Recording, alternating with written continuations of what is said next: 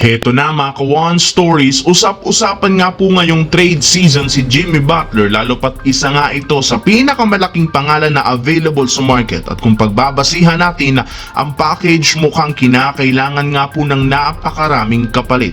Tara't pag-usapan natin yan at talakayin ng balitang aagawan nga daw po ni Dennis Schroeder ng minuto si Brandin Podziemski. Pero bago yan, please don't forget to hit the notification bell at mag-subscribe sa aking channel.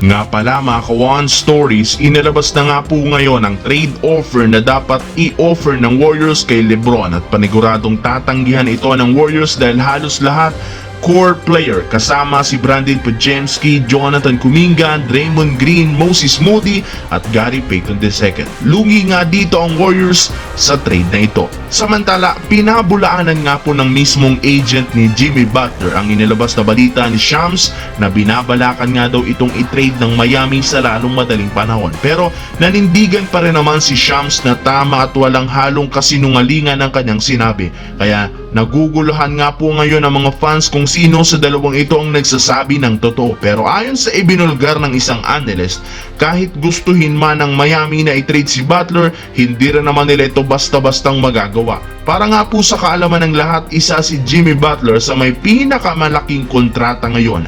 Mahihirapan nga po talaga sila na ma-trade ito, pwera na lamang kung may mahanap silang team na mag-a-agree sa hihinging multiple draft pick at ilang mga magagaling na player. Ibig sabihin, mahabang negosasyon ang kailangang gawin para maisakatuparan ito. Samantala, ayon nga po sa balita, kabilang sa mga nag-aproba sa ideya na pagkuha ng Golden State Warriors kay Dennis Schroeder ay si Stephen Curry, Draymond Green at si Coach Steve Kerr dahil malaki ang paghanga sa kanyang kakayahan bilang isang point guard. Kaya inaasahan na siya ang kapalitan ni Curry sa backcourt sa mga susunod na laro. Paminsan-minsan plano nilang pagsabayin ang dalawang ito at kasabay ng paglipat ni Schroeder, inaasahan nga po na magkakaroon si Coach Steve Kerr ng malaking adjustment sa rotation since balak nga niya itong bigyan ng mas mahabang minuto kumpara kay Brandin Podziemski. Sa ngayon, meron ng isang playmaker ang Warriors off the bench at posibleng hindi niya mahawakan ng madalas ang bola at maaari nga pong mabawasan na rin naman ang kanyang playing time kapag nagsunod-sunod ang pagkakamaling magagawa nito sa kanilang mga laro.